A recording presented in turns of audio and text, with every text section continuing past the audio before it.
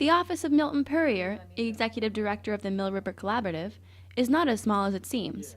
The walls are covered with photos of what will one day be the Mill River Park, and any desk space is papered with documents concerning the park and models depicting the new walkways and carousel. To many, the park's future is not in scope. Rather, it is barren land enclosed by a chain-link fence. But Puryear explains that soon, the city will complete the first phase of the Mill River Park. We will break ground in the spring with a goal of opening the park in the fall of 2012. The Mill River Collaborative has divided the park project into 3 phases. The first stretching from Broad to Main Street. This segment will include an ice rink, fountain, and an award-winning porch, among other things. But one of Puryear's favorite pieces is a little more subtle. But then there's also the Machino, which is pinker, a lighter pink, and a little bit more varied in color, going from white to pink. And we have one Machino in the park now. It's a pretty large tree. It's over here.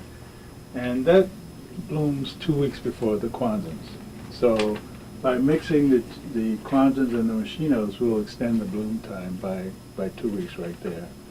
And then the third one, which is pretty exciting to me, is the Autumnalis, which blooms in the spring as well as in the fall. Puryear is passionate about the floral palette of the park. He explains how important it is to him that the plant life be designed just so. Well, it's working with a lot of different things. It's colors, textures, it's landscape, undulation of landscape, view carders, how you open up views as you walk along a path. All of a sudden there's a view opens up and closes up.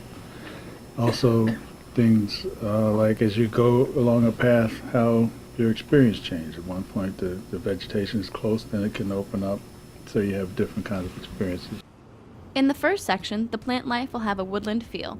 In the second, meadow. And the third, coastal. The plantings and the specially designed lighting is meant to keep pedestrians happy and the wildlife diverse. Funding for the park comes from both private donations and tax dollars for a total of around $12.2 million so far. Puryear explains that the public funding is coming from a special taxation system, and the city of Stamford will make it back several-fold. For most people, would prefer to live facing a park where they can look out their window, or a river, or an ocean, or a lake. People pay 20 to 200% more for land that has that kind of amenity.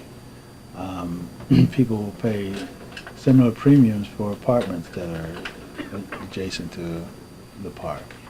And developers recognize that, so getting the park built will lead to greater interest in developing the properties around the edges. Now, when you go from a 2-story detached house to a 10 or 13-story condominium, you've got a lot more value and a lot more real estate tax revenue. And you're bringing in a lot more income, residential income to the area, and that means a lot more retail expenditure.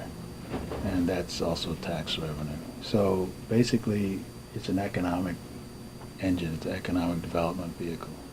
But there have been concerns from Stamford residents about property costs going up with all the new development. David Corris, Vice President for Regional Plan Associations in Connecticut, explains that the city is working towards allocating zoning for affordable housing. Now, the challenge is making sure that as you're making these public sector investments that kind of raise all boats in the community, that you're providing the mechanism to ensure that some affordability is maintained. So for example, with Mill River, as affordable units are lost through the redevelopment, there's the requirement that they be replaced, and not just replaced in the city, but replaced within that same corridor. So the incentive zoning is, the inclusionary zoning is the mechanism whereby Stamford has done this to prevent gentrification, to prevent new development displacing the existing population. When finished, the park will span from Broad Street all the way down to Pulaski Street and include a variety of different public spaces. If you'd like to see the park's progress so far, you can check it out on our website, itsrelevant.com.